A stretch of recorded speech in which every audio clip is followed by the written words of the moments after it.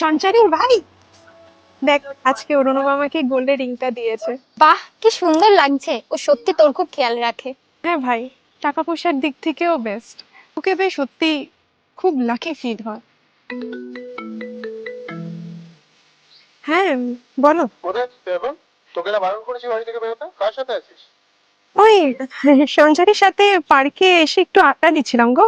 এই তো বাড়ি চলে যাবো একটুক্ষণের মধ্যে। দেখ দেখ দেখ, বেকার ফালতু কথা বলবি না। 8 ঘন্টার মধ্যে যদি তোকে বাড়িতে না দেখি তবে তোর কপালে দুঃখ আছে বলে দিলাম। বল না।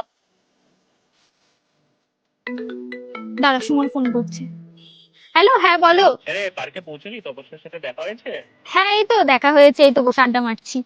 ঠিক আছে, মজা কর। তুই ফেরার সময় অতি অবশ্যই আমাকে ফোন করে জানাস, আমি এগিয়ে নিয়ে আসবো। হ্যাঁ হ্যাঁ হ্যাঁ, ঠিক আছে, টাটা।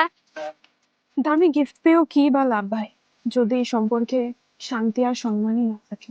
দেখ, বড়লোক হওয়াটা কোনো অপরাধ না, কিন্তু সবসময় টাকা পয়সা দেখিস না, মানুষের মনটাও দেখ। কারণ যে সম্পর্কে রেসপেক্ট, শান্তি নেই, সে সম্পর্কে তুই দামি গিফট পেয়ে কোনোদিন হ্যাপি থাকতে পারবি না।